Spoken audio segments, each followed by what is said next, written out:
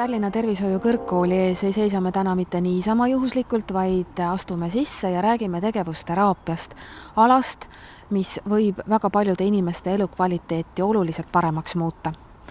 Meile tuleb täna külla ka Arne Lauri, kes räägib kui mees mehele ehk siis meestekuul novembrikuul sellest, kuidas tema elustiili muutus on tema elu muutnud ja missuguseid nõuandeid ta meestele annab.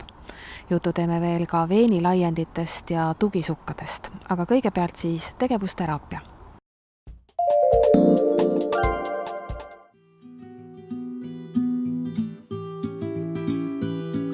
Tegevusterapeut on inimese tegevusvõime spetsialist ja aitab inimesel toime tulla tema igapäevaelu tegevustega siis, kui inimesel see enam nagu loomulikul teel ei ole võimalik.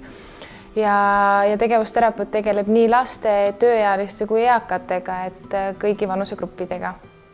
No tegelikult tegevusteraapia Eestis on väga hästi arenenud juba, aga tegevusterapeute napib ehk selles mõttes, et kõik on teretulnud, aga kellele näiteks tegevusteraapia üldse sobiks kui erialana?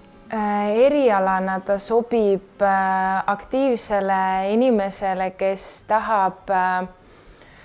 tahabki aidata inimesi iseseisvusele, et kui me võrdleme näiteks hooldajatega tegevusterapeuti, siis kui hooldajad teevad inimese eest asjad ära, siis tegevusterapeut just suunab inimesi või õpetab neid ise tegema, et seega ka tegevusterapeut peab ise olema niisugune hakkaja ja nagu olema valmis käed külge panema, kui on vaja, ja tal peab olema loovust, et mõelda välja uusi ideid, lahendusi, et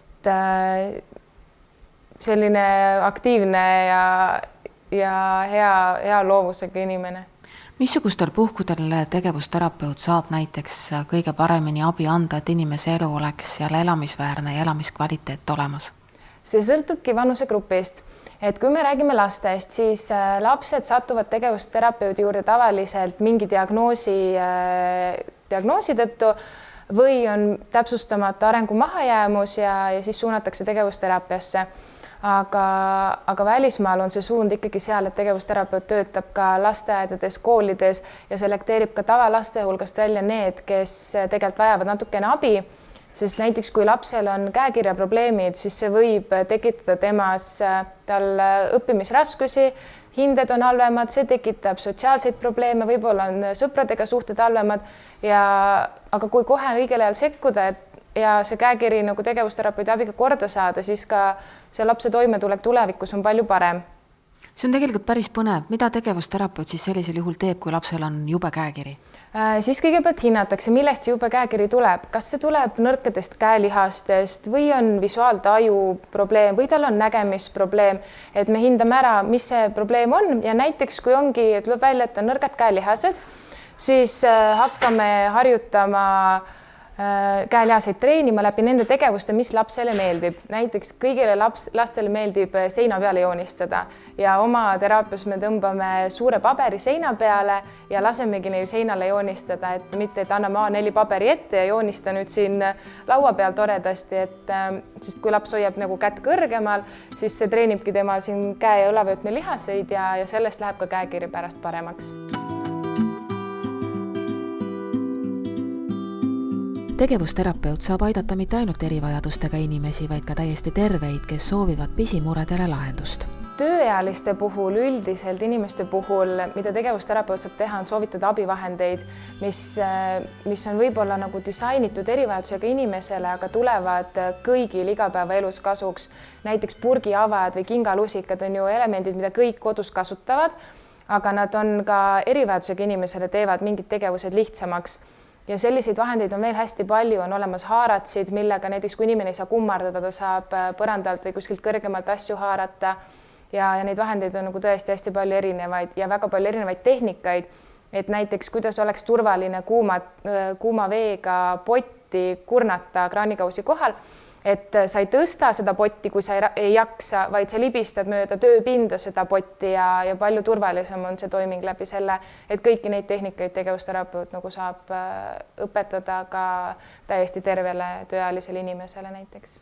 Kuidas tegevusterapeutiga üldse kontakti saada, kui mõni mure on? Tegevusteraapiasse saab praegu suunata näiteks perearst, see on niisugune kõige otsem tee, et aga laste puhul on, kui on juba ka erivajadusega laps, siis on rehabilitatsiooniplaani koostamise läbi tavaliselt kuskile rehabilitatsioonikeskusesse jõutakse ja saadakse seal tegevusterapeudi abi. On ka väga vähe, aga mõned erapraksised, kus tegevusterapeut töötab, kas lastega näiteks, ja ka haiglate juures olevad taastusravikeskused, seal ka tegevusterapeut töötab. Kas mõnikord on ka niisugune situatsioon, et inimene on selle õige aja maha maganud, mil tegevusteraapia kõige paremini aitaks ja lihtsalt nii-öelda rong on läinud? Sellist hetke nagu ei ole, et see rong on täiesti läinud, et alati tegevusterapeudi üks töö mõte on inimeste tegevusvõimet parandada, aga kui me näiteks räägime eakatest, siis on tegevusvõimet vaja säilitada. Ehk siis ükskõik kui hilja näiteks eakas tegevusterapeudi juurde jõuab, siis me ikkagi võtame veel viimasel hetkel kas või selle ette ja vaatame, et ka kogu see inimese elu lõpp oleks tema jaoks nagu hästi ilus ja mõnus, et ta saaks teha seda, mis ta tahab teha veel viimastel hetkedel, et see rong ei ole läinud nagu kunagi. Missugused on siiani praktikas olnud võib-olla kõige sellised südamlikumad või üllatuslikud tulemused? Minul on endal väike vend Downi sündroomiga 7-aastane ja temaga ma hakkasin see suvi õppima sokkide jalgapanekut, sest ta ei saanud neid sokke lihtsalt mitte kuidagi jalga. Ja siis ma leidsin väga huvitava viisi, kuidas õpetada. Alguses hakkasime patsikumme panema ümber jala, et õpetada lapsele seda efekti, et see patsikumm ja samamoodi nagu sokk tuleb kõigepealt lahti tõmmata, et ümber jala panna.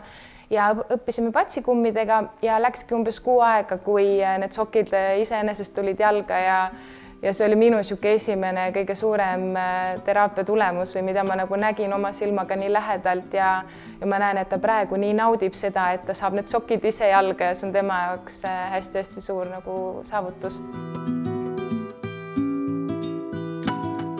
Tegevusterapeudiks saab Eestis õppida ainult Tallinna Tervishoiu kõrgkoolis ja soovijaid oodatakse avasüli.